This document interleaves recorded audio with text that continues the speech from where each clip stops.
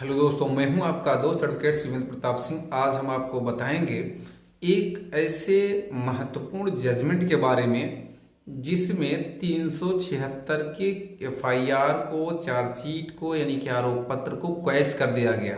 कहने का मतलब ये, कई हमारे सब्सक्राइबर दोस्तों को ये इंतजार रहता है कि 376 से रिलेटेड किसी ऐसे जजमेंट के बारे में बात की जाए जो कि 376 को क्वैश किया हो, खत्म कर दिया गया हो जिस केस में, उसके बारे में।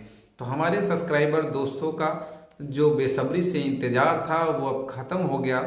जैसा कि पिछला मेरा नेक्स्ट वीडियो भी आने वाला 376 पे ही, पिछले वीडियो में भी हमने बताया था कि एफआईआर को क्वैश कैसे किया गया, कैसे किस स्टेज पे किया गया। तो आज का भी यही सवाल है कि अगर शादीशुदा औरत, शादीशुदा महिला 376 का केस आप पे लगा दे, वो भी फर्जी केस। यहां पे एक बहुत ही मजेदार जजमेंट मैंने इसलिए कहा क्योंकि आज का जो केस है, शादीशुदा महिला भी है और सरकारी नौकरी वाली भी महिला है। और अक्सर आप लोग देखते हैं, अक्सर लोगों की ये समस्या होती है कि फेसबुक के जरिए, इंस्टाग्राम के जरिए या फिर तमाम ऐसी सोशल साइट्स हैं जिनके जरिए दोस्ती, प्रेम भाव एक दूसरे से होता है। बहुत दूर आप हैं, बहुत दूर वो हैं, एक दूसरे के बारे में सही जानकारी नहीं होती है, कौन शादीशुदा है, कौन नहीं शादीशुदा है। फिर मिलना जुलना होता है, प्रेम भाव होता है, फिर जैसा कि आप जानते हैं कि सहमति से संबंध भी बनते हैं। अब किसी भी कारण से उसमें खटास आ गई, रिश्तों में दरार आ गई, वाद विवाद बढ़ गया, तो स्थिति यहां पहुंचती है कि महिला सीधे जाकर 376 की एफआईआर कर देती है। तो ऐसी स्थिति में ये केस कहां तक सही माना जाए, ये एफआईआर कहां तक सही माना जाए, इसके बारे में इस केस में साफ शब्दों में कहा गया है।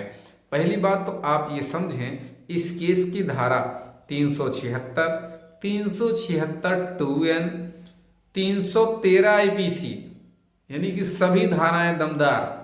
इसके साथ साथ 32V एंड 2VA SC/ST, यानी कि मेरे ख्याल से आपको बताने की जरूरत नहीं है कि इसमें ऐसा कुछ भी नहीं बचा जो गंभीर धाराओं में ना हो। यानी कि 376 भी है, 376 2N भी है और उससे भी गंभीर धारा 313 भी है। चलिए ठीक है, यहां तक तो आईपीसी की ये धाराएं हैं। अब स्पेशल एक्ट भी जुड़ा हुआ है, यानी कि एससी और एसटी भी जुड़ा हुआ है, और एससी एसटी में भी गंभीर धाराएं 32V एंड 2VA, ये अपने आप में बहुत गंभीर धाराएं हैं जो हमने बताया आपको। तो ऐसी स्थिति में एफआईआर होती है। एफआईआर के बाद, भाई एफआईआर के तुरंत बाद भी आप क्वेश्चन में जा सकते हैं, आरोप पत्र के बाद भी आप क्वेश्चन में जा सकते हैं। तो जब इसमें एफआईआर व आरोप पत्र को क्वैश किया जाता है तो किस कंडीशन में क्वैश किया जाता है, इस जजमेंट को अगर आपको चाहिए तो पहले तो आप ये समझें कि यह केस कौन सा है। Palash Chandel versus state of Chhattisgarh CRMP number 1529 सन 2023। ये ऑर्डर डेट है 21/9/2023, यानी कि हाल ही का ये ऑर्डर भी है जिसमें कि पूरी चार्जशीट को क्वैश कर दिया गया। हाँ, एक बात इसमें जरूर आई कि देखिए, महिला शादीशुदा थी, 37 वर्षीय थी, सरकारी कर्मचारी थी।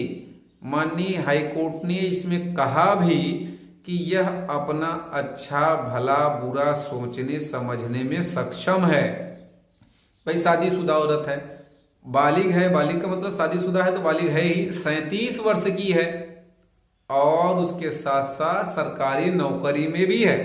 तो इसको क्या बताया जाए, भाई ये सोचना समझना नहीं है, इसको 100% सोची समझी साजिश के तहत मुकदमा किया गया, ऐसा मैं नहीं कहा, माननीय न्यायालय ने कहा। अब सवाल इसी बात का था कि मिले भी थे 3/1/2018 को फेसबुक के माध्यम से ये मिले थे, यानी कि फेसबुकिया प्यार इसमें भी था। तो इसमें पूरी प्रक्रिया को क्वैश कर दिया गया, पूरी चार्जशीट को क्वैश कर दिया गया, एफआईआर चार्जशीट सब क्वैश हो गई। सिर्फ 323 आईपीसी के तहत कार्रवाई जारी रखने का आदेश दिया गया। तो कुल मिला के मामला सारा का सारा कि इसमें खत्म ही समझें। तो उम्मीद करता हूं, आशा करता हूं कि आज का यह वीडियो आपको बेहद पसंद आया होगा।